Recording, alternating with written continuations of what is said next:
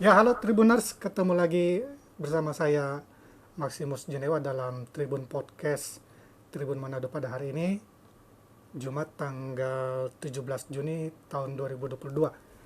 Nah, Tribuners, saya mengangkat tema yang sangat kuat untuk Sulawesi Utara karena ini berhubungan dengan potensi kelautan kita, yakni tujuan pembangunan berkelanjutan butir butir 14 di Sulawesi Utara. Artinya Tribunnya saya pengen jelaskan bahwa uh, Indonesia itu sudah bersama komunitas masyarakat dunia sudah menandatangani yang kalau Tribunus mungkin pernah dengar istilah Sustainable Development Goals. Nah, itu kita bersama dengan mungkin 100 lebih negara dunia menandatangani komitmen bersama ini. Nah, itu terjadi tahun 2015 dan kita akan menerapkan secara nasional, lalu kemudian juga diterapkan di daerah. Nah, hal ini yang kita mau bahas khusus penerapannya di daerah.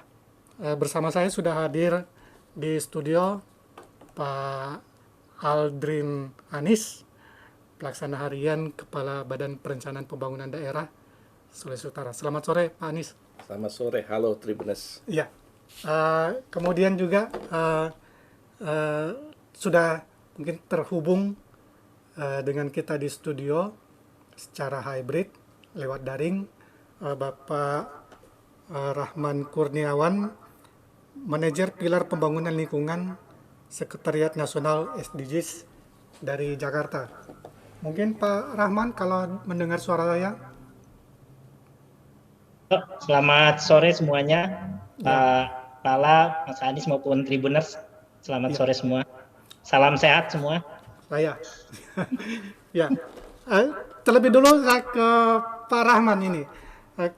Bisa mungkin menjelaskan tentang eh, rencana aksi nasional yang sudah digulirkan sejak tahun lalu. Rencana aksi nasional tujuan pembangunan berkelanjutan butir ke-14 ini. Komponennya apa saja, kemudian bisa dijelaskan lebih jelas, Pak Rahman? Baik, terima kasih Pak Aco. Teman-teman sekalian, sebenarnya rencana aksi tujuan pembangunan berkelanjutan atau tadi lebih dikenal dengan Sustainable Development Goals (SDGs) itu pada dasarnya terdiri dari 17 tujuan. Jadi karena kumpulan goals ada 17 goals. Salah satunya adalah SDG 14 atau goal ke-14 merupakan terkait dengan ekosistem lautan atau dalam istilah tagline SDGs-nya life below water, kira-kira seperti itu. Nah, rencana aksi tahun 2021 sampai 2024 sendiri adalah rencana aksi nasional periode kedua, karena seperti tadi sudah disampaikan oleh pengantar dari Pak Aco tadi bahwa tahun 2015 ketika di tingkat global SDGs dicanangkan dan Indonesia menjadi bagian yang menyetujui untuk melaksanakan SDGs itu, tahun 2017 muncul peraturan Presiden nomor 59 tahun 2017 terkait pelaksanaan pencapaian tujuan pembangunan berkelanjutan atau SDGs dan dilanjutkan dengan peraturan Menteri Bappenas sebagai koordinator pelaksana menetapkan rencana aksi nasional 2017-2020 sesuai dengan periode waktu RPJMN atau Rencana Pembangunan Jangka Menengah di tingkat nasional. Nah, selanjutnya tahun 2021 kita susun kembali untuk periode kedua rencana aksi nasional SDGs tahun 2021 tahun 2024 sesuai dengan RPJMN periode 2021-2024. Nah, oleh karena itu di dalamnya tentu terdiri dari 17 tujuan, termasuk tujuan 14 terkait dengan ekosistem lautan. Nah, yang dimaksud dengan ekosistem lautan sebenarnya kita bisa dudukan berdasarkan target yang sudah disepakati di tingkat global. Di dalamnya ada target terkait dengan konservasi ya atau perlindungan terhadap ekosistem lautan, ada target juga pemanfaatan berkelanjutan atau sustainable use. Jadi selain protected, kita punya sustainable use, bagaimana memanfaatkan sumber daya lautan dan pesisir ini secara berkelanjutan. Nah, di samping itu memang ada yang kita sebut sebagai means of implementation atau faktor atau sarana pendukung. Nah, di sisi konservasi, targetnya terdiri dari pencegahan ya, jadi mencegah pencemaran laut, dan juga isu global yang sedang berkembang adalah pencegahan terhadap asidifikasi atau pengasaman laut. Sementara sisi perlindungannya adalah bagaimana menyumbang kawasan konservasi laut proporsinya yang seimbang dengan teritori laut nasional. Jadi targetnya memang dari CBD ya, CBD itu conservation biodiversity, jadi untuk keanekaragaman hayati, targetnya memang 10% setiap negara menyumbang minimal kawasan konservasi lautnya untuk konservasi dunia, kira-kira seperti itu. Nah, dari sisi pemanfaatan memang ada pemanfaatan yang berkelanjutan yang kita kenal sebagai sustainable use dari produksi perikanan yang sesuai dengan batasan biologis yang aman. Artinya ketika kita memproduksi sumber daya perikanan dari laut, tidak melebihi ambang batas atau daya dukungnya sehingga bisa tetap berlanjut. Serta yang lainnya adalah meningkatkan nilai ekonomi atau terhadap sumber daya laut, termasuk juga di dalamnya adalah dengan menjaga pemanfaatan laut dari sisi regulasi, misalnya dengan mengikuti aturan-aturan yang disepakati di tingkat global dan juga melakukan penegakan terhadap pelanggaran-pelanggaran terhadap pemanfaatan laut yang tidak tepat, yang banyak kita kenal sebagai IUU fishing ya, illegal, unregulated, and unreported fishing atau pemanfaatan sumber daya laut. Selain itu juga targetnya dalam rencana aksi SDGs 14 itu masih ada satu lagi seingat saya adalah peningkatan kapasitas dalam bentuk penelitian untuk sumber daya laut. Jadi rencana aksi nasional tentu akan mengacu ke sana, dan selain rencana aksi nasional juga kita harapkan di tiap daerah kita memiliki rencana aksi daerah. Jadi secara umum kira-kira seperti itu. Jadi kita akan melakukan keseimbangan antara melindungi dan memanfaatkan laut secara berkelanjutan. Di sisi lain kita jaga juga dari sisi penataan ruangnya, dari regulasinya, penegakan hukumnya, termasuk juga dari sisi penelitian. Itu mungkin gambaran umum dari SDG 14 di dalam rencana aksi. Pak Aco, terima kasih. Pak Rahmat, kalau secara nasional, apakah ini sudah berjalan berarti Pak ya? Sudah periode kedua, artinya sudah ada rencana aksi nasional 2017-2019. Itu kita evaluasi, kemudian kita susun periode kedua, 5 tahun kedua, hingga tahun 2024. Berarti tiap berapa periode dievaluasi lagi? Jadi siklusnya kalau rencana aksi ini kita tetapkan 5 tahun sekali mengikuti periode pembangunan. Jadi di nasional akan mengikuti RPJMN ya, rencana pembangunan jangka menengah nasional setiap 5 tahun. Di daerah akan mengikuti periode RPJMD-nya. Sambil menunggu nanti di 2024 ketika pilkada sudah serentak dan seterusnya, maka periode perencanaan pembangunan akan sama di setiap daerah, setiap 5 tahun sekalinya dengan nasional. Nah, karena Pak Rahman menyinggung soal pemilu, kalau pemimpin kita berganti, bagaimana kalau kebijakan-kebijakan yang akan lahir dari pemimpin yang baru? Kalau pendekatan dari pelaksanaannya mungkin saja akan sesuai dengan kebijakan dari para pemimpin yang baru. Tapi kalau targetnya memang sudah disepakati di tingkat global hingga tahun 2030. Jadi memang SDGs itu awalnya kita kenal dengan agenda 2030. Agenda pembangunan berkelanjutan 2030. Artinya untuk di target itu akan tetap sampai 2030. Pendekatannya bisa berbeda-beda, tiap negara bisa berbeda-beda dalam selisih waktu yang berbeda, tetapi targetnya akan tetap. Kira-kira seperti itu. Ya. Pak Rahman, salah satu fokus dari TPB Butir 14 ini adalah pelindungan dan pemanfaatan ekosistem yang berkelanjutan. Nah, selama proses ini berjalan, mungkin hasil evaluasi, apakah melihat tantangan-tantangan yang dihadapi yang terjadi saat ini? Ya, saya kira pada semua sektor pembangunan tantangan itu selalu muncul ya. Jadi untuk khusus SDG 14 kita kenal sebagai Goal 14 ini banyak tantangan yang kita hadapi pada saat implementasinya. Yang pertama memang dari sisi karena SDGs ini lebih ke bagaimana merubah perilaku ya. Jadi behavior. Nah, salah satu tantangan yang kita hadapi adalah mengenai perilaku perilaku komunitas.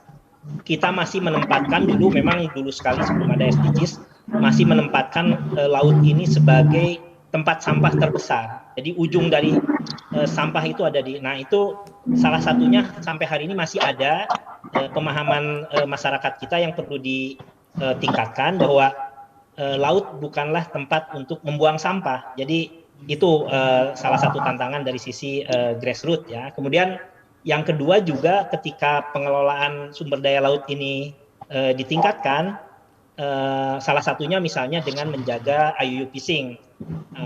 Pada saat IUU fishing bisa diperangi atau combating to IUU fishing bisa berhasil, karena katakanlah penangkap ikan dari luar yang ilegal itu tidak masuk ke wilayah perikanan kita juga pada saat yang sama belum memiliki armada yang cukup untuk mengeksplorasi wilayah kita yang sudah bebas dari IUU fishing tadi. Jadi perlu optimalisasi. Kemudian misalnya ada juga terkait dengan ketika kita melakukan konservasi, menurut teman-teman sektor, ketika daerah konservasi itu sudah bisa ditetapkan, pengelolaannya, efektivitas pengelolaannya masih perlu peningkatan. Kemudian juga misalnya pada value added ya, value added itu ketika kita ingin meningkatkan nilai tambah dari produksi perikanan juga masih ada value added, karena salah satu tadi dari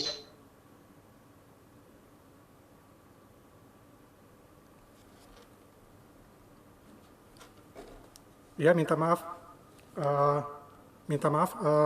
Tribunas, kita terputus dengan Pak Rahman dari Jakarta, tapi sebentar kita akan sambung lagi. Nah, untuk sementara mungkin saya ingin bertanya ke Pak Aldrin. Nah, Pak Aldrin, ini kalau kita di daerah untuk menerapkan TPB Butir 14 ini, bagaimana penerapannya, penyesuaiannya dengan rencana aksi nasional? Baik, terima kasih Pak Cok. Untuk penerapan di Provinsi Sulawesi Utara ini, kita mengenalnya dalam arti ada 3 sisi perencanaan.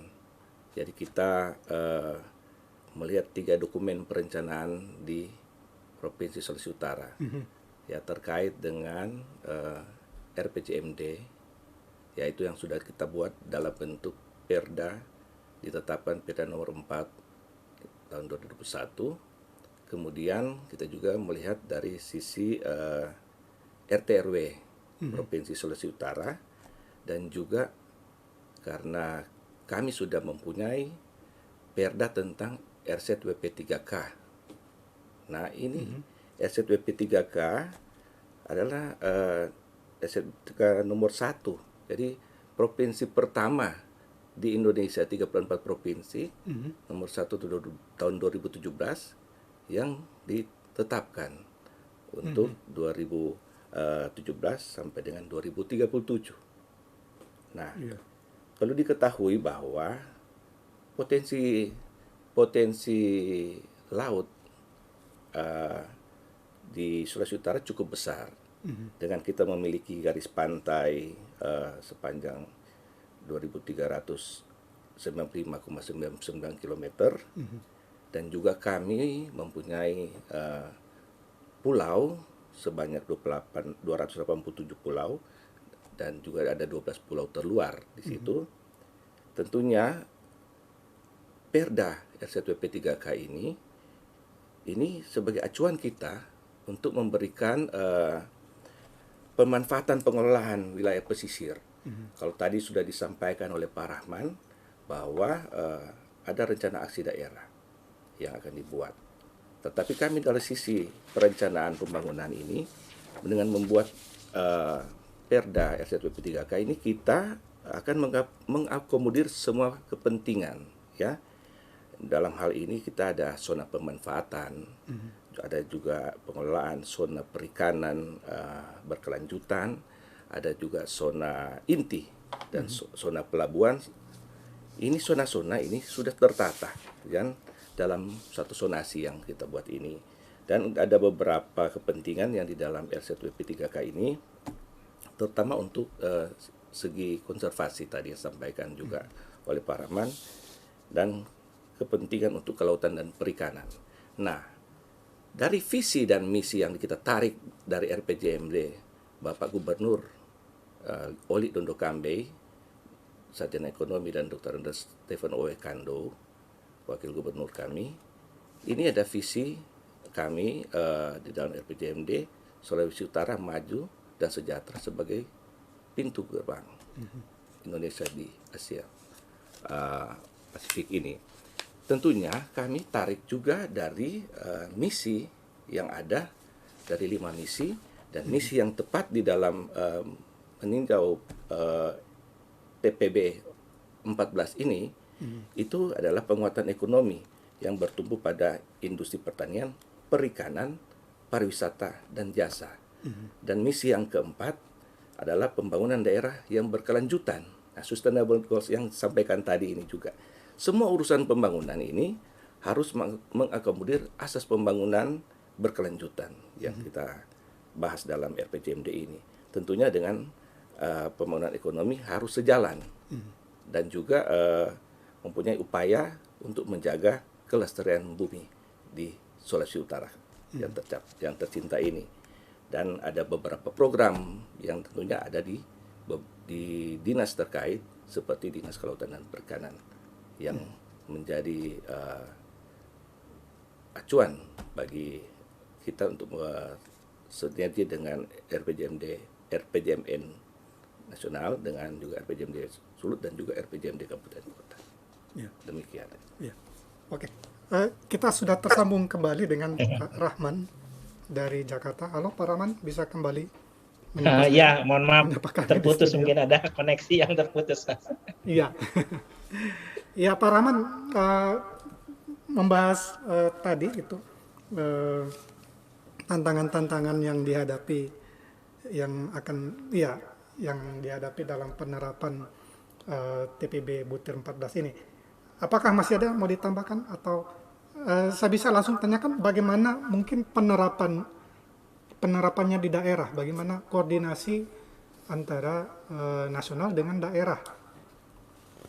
Ya, kalau dari perspektif SDGs ya, memang di tingkat nasional kita memiliki tim koordinasi nasional yang tadi saya bilang sebagai amanat dari Peraturan Presiden nomor 59 tahun 2017.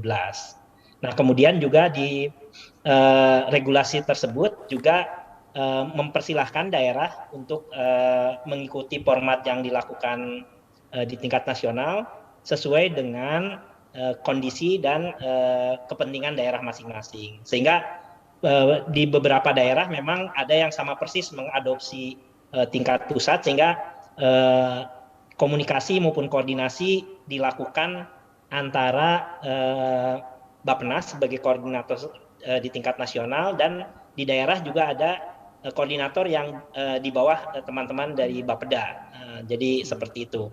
Kemudian secara teknis di tingkat nasional ada Sekretariat Nasional Koordinasi Nasional SDGs. Nah, di daerah juga beberapa daerah juga memiliki Sekretariat Koordinasi Daerah. Nah, saya kira hal yang sama juga dengan format yang berbeda diterapkan di banyak daerah, termasuk di Sulawesi Utara. Selama ini memang ada beberapa pendekatan kami melalui jalur koordinasi, jadi melakukan koordinasi secara rutin dengan teman-teman di daerah, termasuk tahun ini saya kira Pak Kepala Bapeda juga paham bahwa mulai tahun ini di Bappenas itu pada saat melakukan Musrenbangnas sudah ada des tambahan. Des itu meja konsultasi ya, des 3 kita sebut sebagai des 3 terkait dengan SDGs. Jadi teman-teman daerah bisa berkomunikasi, berkoordinasi untuk memasukkan rencana-rencana terkait SDGs di daerah di skala nasional. Kemudian untuk yang prioritas-prioritas penting di nasional juga kita sampaikan ke daerah terkait dengan SDGs. Jadi di sisi perencanaan sudah berjalan, di sisi implementasi kami juga menyampaikan pada kementerian-kementerian teknis untuk melakukan sinergi dengan kegiatan-kegiatan sektoral di daerah. Kira-kira seperti itulah, walaupun nanti tentu banyak pendekatan yang dilakukan.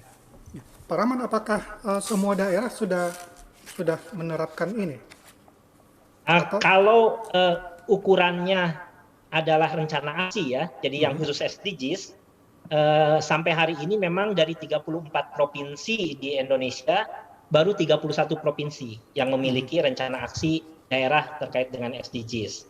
3 provinsi memang di Indonesia Timur, di Maluku, Maluku Utara, dan Papua Barat.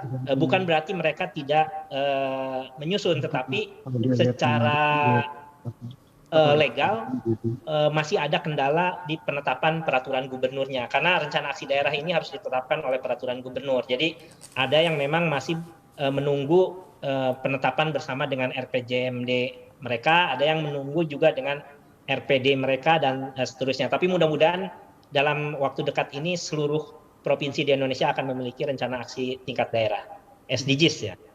Ya, karena ini akan dievaluasi berkala 5 tahun. Sistem monitoring evaluasinya bagaimana, Pak? Sistem monitoring dan evaluasi. Nah, ini menarik ya, karena aksi terkait SDGs ini adalah bukan aksi terkait pihak pemerintah saja, tapi terkait dengan seluruh stakeholder pembangunan. Jadi kalau dalam SDGs kita kenal ada 4 platform SDGs ya. Yang pertama tentu saja platform yang pertama dan kita harapkan menjadi dorongan pertama adalah dari pemerintah daerah, dan parlemen. Platform berikutnya kita minta juga teman-teman dari CSO, Civil Society Organization atau LSM atau Ormas, membantu pelaksanaan SDGs. Platform yang ketiga adalah pelaku usaha atau bisnis dan filantropi. Nah, yang keempat adalah expert atau pakar bersama-sama akademisi di perguruan tinggi terutama. Jadi ada 4 platform. Nah, dari sisi monitoring dan evaluasi, memang kalau yang pemerintah maupun pemerintah daerah, saya kira sudah memiliki sistem MONEP dalam pembangunan. Jadi mengikuti PP 36 tahun PP 39 tahun 2000. Saya lupa tahunnya, tetapi itu pelaporannya di pemerintah itu sudah berjenjang. Jadi ada laporan triwulanan, ada laporan tahunan, ada laporan semesteran yang itu dilakukan juga di SDGs. Walaupun kami melakukan simplifikasi pada laporan MONEP tahunan di setiap provinsi misalnya. Tetapi untuk teman-teman yang non pemerintahan, memang ini yang kita bangun berbasis kita sebut sebagai voluntary self assessment. Jadi lebih voluntary untuk yang non pemerintah ini. Jadi mereka kalau melaporkan itu kami akan senang sekali, tetapi kami tidak bisa memaksa melakukan pelaporan berkala seperti teman-teman di pemerintah dan pemerintah daerah. Itu dari kerangkanya ya. Dari kerangka MONEP-nya di nasional memang sudah dilakukan pendekatan yang e-MONEP berbasis digital. Jadi memang relatif lebih mudah. Yang belum itu adalah di tingkat daerah, masih belum berbasis digital. Nah, ini kita menyelaraskan dengan peraturan-peraturan yang ada di Kementerian Dalam Negeri, dan per hari ini memang kita sedang mengembangkan mengcopy digitalisasi yang di pusat untuk bisa dilaksanakan di tingkat daerah. Itu mungkin Pak Aco.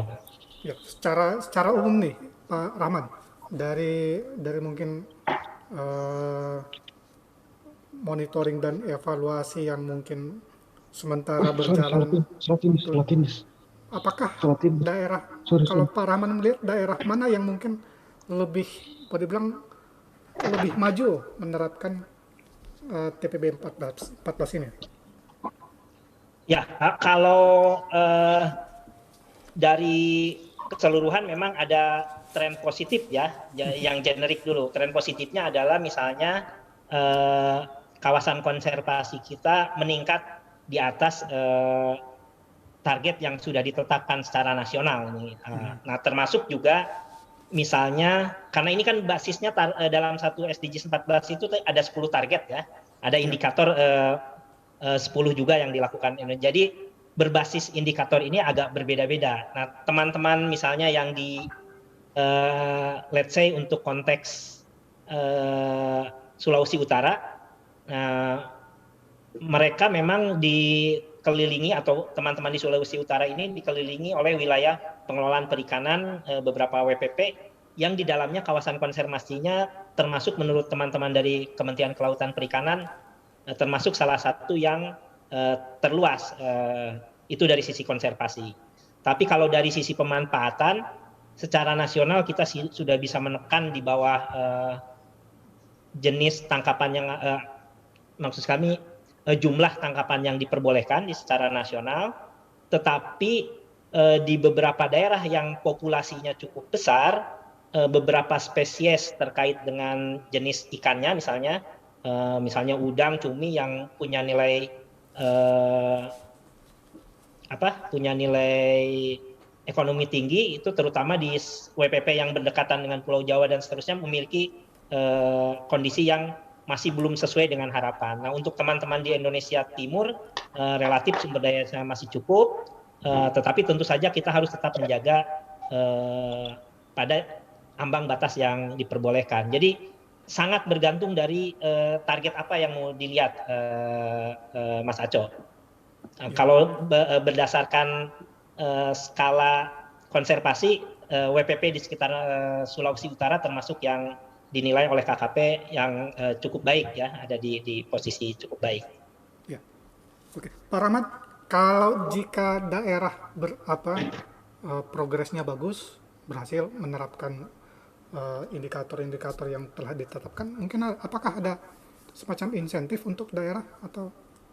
Ya, memang ini menjadi isu yang diperbincangkan juga, termasuk pada musrenbang terakhir di bulan lalu, musrenbangnas. Jadi ada keinginan dari daerah untuk misalnya mendapat insentif dari upaya-upaya yang dilakukan, tidak hanya di Goal 14, tentu saja di semua Goal SDGs. Nah, memang insentif itu pendekatannya menurut Deputi Kemaritiman dan Sumber Daya Alam pada pertemuan koordinasi regional katakanlah sudah menyampaikan memang idealnya kita melakukan pendekatan insentif yang berbasis anggaran dan tidak berbasis anggaran. Nah, jadi yang berbasis anggaran dan tidak berbasis anggaran. Maksudnya berbasis anggaran itu misalnya ada insentif untuk dukungan terhadap provinsi-provinsi yang progresif terhadap capaian SDGs. Tetapi termasuk misalnya usulan-usulan dari teman-teman pada saat musrenbang NAS untuk mendapat dana alokasi khusus terkait SDGs. Nah, tetapi tentu saja ini kita akan kembangkan dengan kondisi keuangan negara dengan Kementerian Keuangan masih dalam usulan bagaimana SDGs ini bisa memberikan insentif berbasis anggaran. Nah, sementara untuk insentif yang non berbasis anggaran, saat ini kita mulai menerapkan sistem penghargaan atau awards ya. Jadi mungkin dalam tahun ini karena sudah 8 tahun pelaksanaan SDGs, hampir 8 tahun, 1 dekade, baik platform yang tadi saya sebut ada 4 platform itu, baik pemerintah daerah, kemudian filantropi, pelaku usaha, CSO, kita akan berikan award atau penghargaan yang mudah-mudahan bisa memberikan nilai tambah dari sisi image untuk pelaksanaan di daerah. Jadi sampai saat ini itu yang dilakukan. Nah, untuk yang berbasis anggaran, menurut teman-teman dari Direktorat Teknis di Bappenas, memang pendekatannya saat ini tidak di tagging SDGs secara persis, tetapi dari pendekatan sektoral. Misalnya teman-teman dari Kementerian Kelautan dan Perikanan memberikan beberapa dana tugas perbantuan ya untuk isu-isu kelautan dan perikanan. Jadi masih pendekatannya yang berbasis sektoral, Pak Cok. Oke, Pak Rahmat, terakhir ini Pak Rahmat, maaf, bentuk dukungan seperti apa yang mungkin diharapkan dari pusat kepada mungkin ya semua stakeholders yang terkait untuk mendukung tercapainya TPB 14 ini? Ya, memang ada beberapa pendekatan yang kita lakukan ya. Jadi pendekatannya ada yang bersifat tadi selain yang tadi sistem insentif dan insentif yang saya ceritakan adalah lebih ke fasilitasi ya, dalam bentuk advokasi, bimbingan teknis, kemudian juga matchmaking untuk pendanaan di luar APBN. Yang dimaksud matchmaking itu misalnya kami memiliki donor dari atau mitra pembangunan di luar negeri, dari internasional, mereka ingin membantu pelaksanaan SDGs di tingkat daerah, maka kami jadi matchmaking, menempatkan kira-kira daerah mana yang perlu dibantu lebih cepat ya. Contohnya per hari ini teman-teman dari GIZ dari Jerman membantu beberapa provinsi untuk dari mulai penyusunan hingga implementasi rencana aksi SDGs di daerah di beberapa provinsi. Kemudian teman-teman dari JICA dari Jepang juga melakukan hal yang sama. Jadi kami mencoba meraise resource yang berbasis inovatif, jadi tidak hanya berbasis dari sisi dari sisi APBN, tapi juga dari non APBN atau kalau perlu dari blended finance, dari anggaran-anggaran yang bisa digabungkan.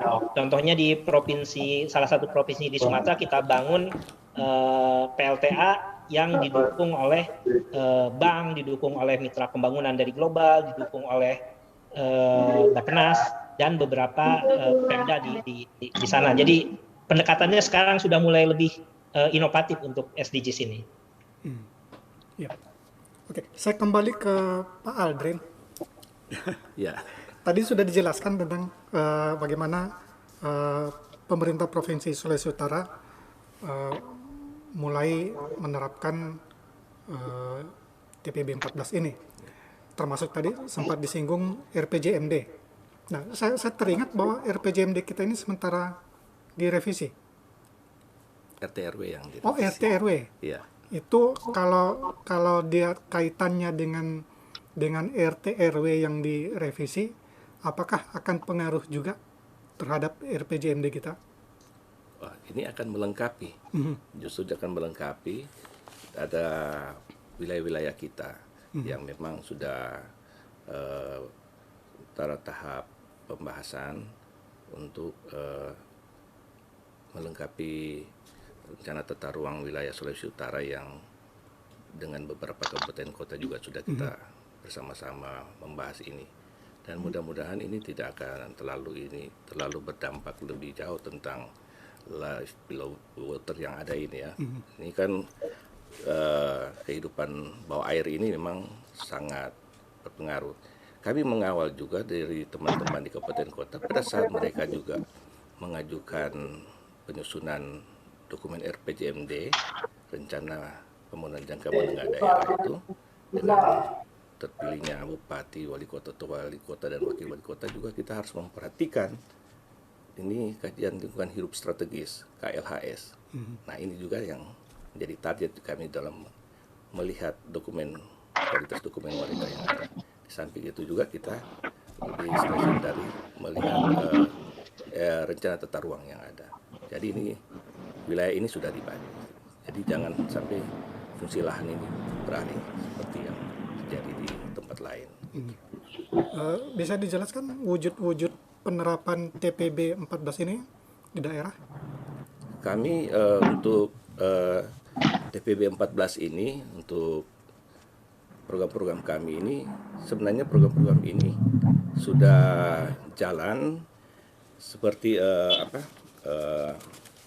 program pengelolaan perikanan tangkap. Nah, ini salah satu program yang baik. Tetapi kendala-kendala tantangan di lapangan ini seperti tadi sampaikan Pak Rahman, ada juga IUU fishing. Kadang kan wilayah kita ini Sulawesi Utara cukup besar. Pertama dari unreported. Ini istilahnya tidak dilaporkan apakah dia sudah terjadi illegal fishing di situ. Di dalamnya juga terjadi ada underreported, dilaporkan tapi lebih kecil dari sesungguhnya. Ini istilahnya menghindari pajak lah istilahnya. Kemudian ada istilah misreporting. Ini salah informasi. Ini sengaja atau tidak sengaja ini biasanya terjadi di lapangan. Kemudian yang terkait dengan yang kedua itu unregulated, itu misalnya seperti kawasan ini bikin semacam sport fishing. Jadi masyarakat datang untuk diving dan sebagainya, tapi ujung-ujungnya mereka tangkap ikan. Nah itu tujuannya, padahal tujuannya adalah rekreasi atau wisata. Nah ini juga kita harus kawal. Nah perlu diketahui bahwa kami posisi Sulawesi Utara ini masuk di WPP 715 dan 716, wilayah pengelolaan perikanan di Laut Sulawesi 716 dan Laut Maluku ini 715. Nah, kami juga dalam posisi ini di Laut Sulawesi, pengelolaan sumber daya laut ini juga kita harus lihat sustainable-nya, kelanjutannya. Kalau di Laut Sulawesi kan ada bersama-sama dengan Provinsi Gorontalo, Sulawesi Tengah, dan juga Kalimantan Timur dan Kalimantan Utara. Sedangkan yang di bawahnya ini kita dengan Provinsi Maluku Utara, Maluku sampai dengan Papua Barat. Nah ini kita harus mengawal ini. Jangan sampai nanti ada kawasan konservasi yang di sini menjadi kewenangan provinsi. Tapi contoh untuk penyu atau duyung atau paus yang bermigrasi jauh di wilayah kita itu sumber dayanya harus dilestarikan. Ya, jangan sampai masuk di provinsi ini tapi tidak dijaga, gitu, kelestariannya. Karena ini kan sudah cukup langka. Kami di Minahasa Selatan ada Taman Nasional. Nah, untuk menjaga ekosistem daripada biota seperti mamalia laut ini, duyung seperti itu, di daerah Arakan, di Minahasa Selatan itu, Sondaken, Rap-Rap, Bungkol, itu Taman Nasional kita, Wawon Tulap dan Popareng. Nah, Taman Nasional ini perlu ada perlindungan untuk reptil atau mamalia laut ini. Yaitu, kemudian di Minahasa ada dibuat itu kan sudah masuk di Minahasa itu, Kabupaten Minahasa itu masuk di WPP 715. Nah, itu ada dibuat penangkaran penyu di wilayah Desa Atep Oki. Itu yang kami tidak lanjuti dalam TPB 14 ini. Ya. Sempat disinggung tadi Ya. Pak Aldrin tentang IU fishing, illegal fishing ya, semacam itu ya. IU fishing, kemudian juga kerjasama dengan pihak-pihak yang lain, pemerintah yang lain. Tapi saya melihat karena kita di sini juga ada instansi terkait yang lain, misalnya Taman Nasional, Balai Taman Nasional Bunaken, ada juga mungkin Angkatan Laut kita yang bisa mengawasi. Bagaimana koordinasinya? Ya, kalau dengan ada Perpres sebenarnya, Peraturan Presiden terkait dengan kawasan strategis nasional dari segi pertahanan keamanan. Jadi di wilayah ini kan di 716 itu kan wilayah Sulawesi Utara, Gorontalo, Kalimantan Timur dan juga Kalimantan Utara. Nah ini kita ada kawasan konservasi yang harus kita jaga, gitu. Jadi kalau saat ini menurut Pak Rahman ya Sulawesi Utara ini kondisi WPP baik, gitu. Nah tentunya jangan sampai ini kondisi 716 wilayah WPP 716 ini bisa jadi rusak begitu. Ataupun terjadi IUU fisik yang ada. Nah, kita harus kawal itu lewat Perpres yang ada itu.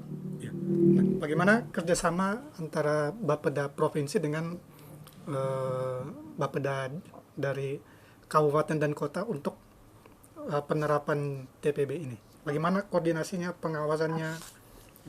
Ya, baik, untuk kerjasama dengan Bapeda kabupaten kota, dari sisi kami kan Bapeda provinsi ini sisi koordinasi untuk penyusunan dokumen perencanaan. Ya, yang kita tahu dari Dokumen perencanaan itu dari ada RPJPD, RPJMD, RKPD, dan di bawahnya ada Renstra dan Renja. Nah, kami pada saat mengawal fasilitasi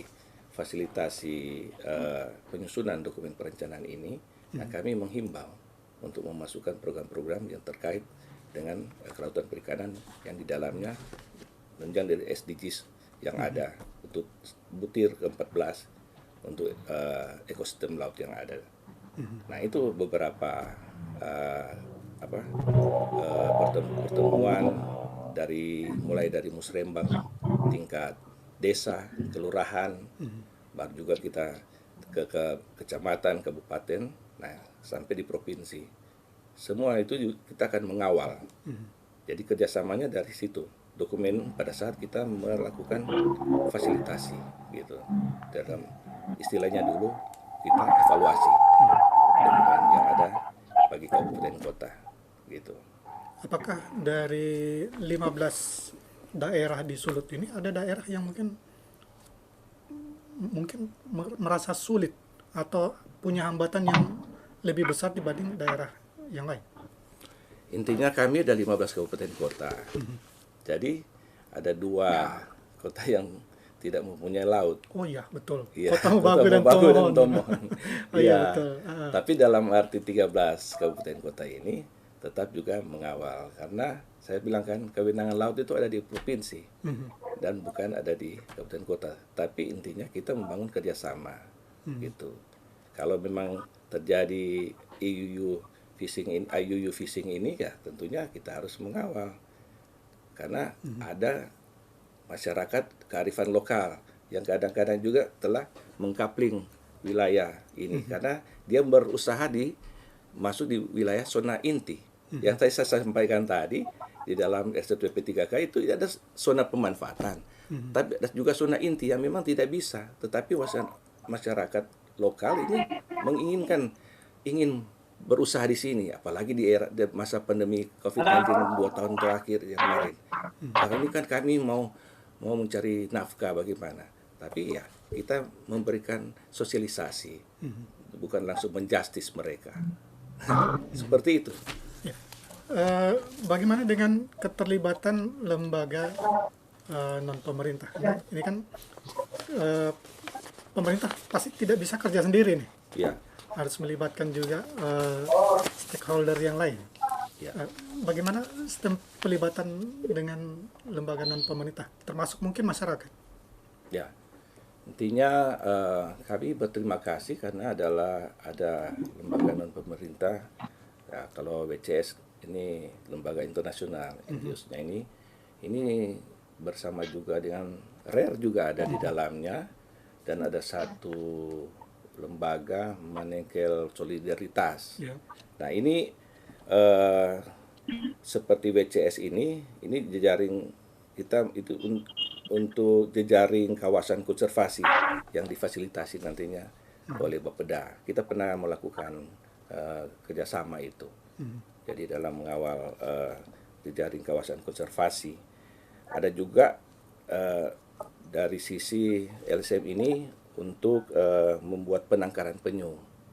Nah, tapi ada dilema kan, istilahnya masyarakat yang nelayan ataupun yang hanya pesiar itu melihat-lihat, oh ada telur penyu di situ, kami bisa makan. Nah ini jangan, kita harus melarang, jangan melarang itu, maksudnya jangan makan itu. Nah karena di satu sisi manfaatnya dengan adanya penangkaran penyu ini kan akan terjadi ekowisata, jadi banyak juga wisata yang akan datang di daerah itu. Seperti yang terjadi di daerah Minahasa dan juga Minahasa Selatan itu. Seperti itu. Jadi kami merasa terbantu ya dengan adanya LSM atau lembaga non pemerintah, NGOs, apalagi yang saat ini RARE yang begitu peduli. Nah saat ini kan kalau melihat kondisi laut ini seperti kasus yang lalu, paus mati karena makan plastik. Nah ini kita juga harus mensosialisasikan bagaimana masyarakat pesisir laut ataupun ini nelayan itu jangan membuang sampah di laut. Ya itu tadi sampaikan Pak Rahman tadi juga, ini yang kita harus kawal. Gitu. tentang rencana aksi daerah TPB 14 ini. Bisa dijelaskan, Pak? Ya, kami sudah ada, ya seperti Pak Rahman tadi sampaikan, ada 3 daerah, tetapi pada saat penyusunan TPB 14 ini, tahun 2018 kami ada Pergub nomor 30 tentang TPB ini di tahun 2018 sampai dengan 2021. Nah, sekarang rencana aksi daerah itu kan mengikuti periodisasi kepala daerah. Jadi Bapak Gubernur 5 tahun ke depan dari 2001 sampai dengan 2026. Dan kami saat ini sedang menyusun RAD tentang TPB 14 ini. Ada target? Targetnya kami tahun ini kami sudah akan rampungkan ini karena begitu pentingnya untuk TPB 14 ini untuk mengawal ekosistem laut yang ada di Sulawesi Utara. Apa yang diharapkan mungkin dukungan dari stakeholder yang lain untuk membantu rencana aksi daerah ini supaya lebih cepat terwujud? Ya, dalam bentuk kita melaksanakan forum FGD, group discussion dan juga konsultasi publik, nantinya kami akan meminta masukan-masukan juga dari stakeholder, baik itu dari akademisi juga dan juga dari kabupaten kota yang lain, pelaku usaha yang ada di wilayah pesisir laut yang ada ini. Mudah-mudahan TPB 14 ini bisa kita rampungkan di dalam RAD-nya bisa kita rampungkan di tahun ini dalam waktu yang dekat ini. Karena proses penyusunannya hampir sama lah dengan RAD pangan dan gizi seperti itu tahapan-tahapannya. Demikian Pak. Ya. Saya kembali ke Pak Rahman. Halo Pak Ya. Rahman. Mungkin suara belum kedengar. Saya sudah on lagi nih, Mas. Iya. Oh ya. Nah, Pak Rahman, ini tentang evaluasi ini, apakah dalam waktu dekat ini akan ada mungkin evaluasi lagi? Dalam konteks rencana aksi nasional, iya ya. Jadi karena rencana aksi nasional ini kan belum selesai evaluasi untuk semua daerah, dalam arti kami tentu saja melakukan evaluasi juga harus mendapat laporan dari masing-masing daerah. Nah, memang tetapi untuk menyusun laporan ini juga ternyata pedoman teknis kami menurut catatan teman-teman di daerah masih perlu difasilitasi untuk lebih dipahami di tingkat daerah. Kira-kira seperti itu. Jadi tidak hanya satu sisi, kami sudah menyediakan pedoman teknis, tetapi kalau misalnya pedoman teknisnya masih kurang jelas, tentu kami siap untuk mendampingi teman-teman di daerah untuk melakukan evaluasi sehingga bisa memudahkan kompilasi ke tingkat nasional. Ya. Kalau untuk Sulut lancar ya Pak ya? Sulut ini catatannya ada di bidang monep ya. Jadi memang ada yang sudah melakukan pelaporan 1 kali, ada yang 2 kali, ada yang 3 kali, jadi bervariasi. Tapi paling tidak konsentrasi kami itu saat ini adalah pada provinsi yang belum sama sekali memiliki rencana aksi. Nah, jadi supaya teman-teman, bukan berarti kami tidak memperhatikan teman-teman yang sudah lebih progresif ya, tetapi sementara kita bantu dulu teman-teman yang di provinsi yang belum bisa menyelesaikan rencana aksi, sehingga nanti kami kembali lagi pada siklus evaluasi untuk seluruh daerah. Ya. Pak, sebelum mungkin saya tutup, mungkin ada closing statement dari Pak Rahman, mungkin pesan untuk pemerintah daerah atau stakeholder yang lain. Mungkin yang pertama, kita harus paham betul bahwa melaksanakan SDGs ini bukan melaksanakan pekerjaan tambahan, karena SDGs ini adalah pekerjaan pembangunan kita sehari-hari. Ada atau tidak dari tingkat global, sebenarnya kita sudah melakukan. Hanya memang nilai tambahnya adalah ketika kita melaksanakan SDGs, kita bisa lebih terarah karena indikatornya lebih jelas, lebih bisa diukur dan seterusnya. Kemudian sisi kedua bisa disetarakan dengan kondisi daerah manapun di dunia kalau menggunakan indikator yang sama. Sehingga istilah Pak Menteri kami yang awal, Prof. Bambang, itu adalah melaksanakan SDGs ini seperti buy one get two. Jadi melakukan sesuatu sekaligus menjalankan SDGs, menjalankan pembangunan, dan tentu mensejahterakan masyarakat. Nah, kemudian catatan yang kedua, ini tidak bisa dikerjakan sendirian oleh pemerintah. Perlu peran aktif dari para pihak, termasuk non pemerintah, dari LSM, dari NGO, dari media, dari pakar, dari akademisi, dari filantropi, pelaku usaha.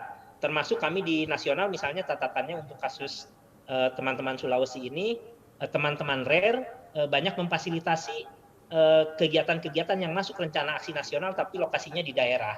Tentu ini akan sejalan juga dengan capaian SDGs di daerah. Tanpa bantuan semua pihak di luar pemerintah, tentu kita akan sangat sulit mencapai SDGs dengan sesuai dengan target yang kita harapkan. Itu mungkin catatan dari saya. Terima kasih. Ya, terima kasih Pak Rahman. Mungkin Pak Adrian ada yang mau disampaikan, closing statement? Ya, terima kasih. Seperti disampaikan tadi juga oleh Pak Rahman bahwa kita akan melakukan evaluasi tentang rencana aksi daerah TPB 14 yang akan kita buat ini bersama dengan Bappenas. Dan tentunya diharapkan kepada tim Bappenas juga akan memberikan masukan-masukan untuk penyempurnaan rencana aksi daerah Provinsi Sulawesi Utara untuk periode 2021-2006. Dan intinya juga kita harus memperhatikan 3 dokumen perencanaan yang saya sampaikan tadi dari sisi RPJMD, RTRW, dan RZWP3K yang intinya adalah untuk kesejahteraan masyarakat, terlebih khusus juga masyarakat yang ada di pesisir dan pulau-pulau kecil. Karena kami tahu kan Pak Gubernur sangat intens menindaklanjuti instruksi dari Presiden untuk membangun di wilayah pesisir ataupun di kepulauan. Nah, saat ini memang pemerintah intens untuk membantu dari sisi dana, baik itu datang dari pusat dan juga dari daerah. Dan harapan kami semoga sumber daya kelautan perikanan yang ada ini dapat dimanfaatkan secara lestari. Ya. Terima kasih. Ya, oke, terima kasih. Ya, Tribuners, saya mau menyampaikan bahwa Sulawesi Utara ini dengan daerah lautnya yang begitu kaya, tantangannya juga semakin banyak. Tapi yang peran utama sebenarnya juga dari Tribuners, masyarakat. Nah, kita tidak bisa berharap juga sepenuhnya kepada pemerintah. Nah, peran kita bersama untuk mewujudkan pelestarian laut kita. Nah, demikian perbincangan saya bersama dengan Pak Rahman Kurniawan dari Jakarta. Terima kasih Pak Rahman, sampai ketemu lagi di lain waktu. Semoga datang ke Manado ya Pak ya. Ya siap. Ya, oke. Saya punya teman di Bapeda di Manado juga, jadi bisa silaturahmi berjalan dengan Pak Aldrin juga, yang teman-teman di Bapeda Sulut. Ya. Oke. Dengan Pak Aldrin, terima kasih banyak sudah datang di studio. Terima kasih Pak Pak sudah Aco. memberi pencerahan. Tribuners. Ya, Tribuners. Oke, Tribuners, kita akan jumpa lagi dalam waktu dan kesempatan yang lain.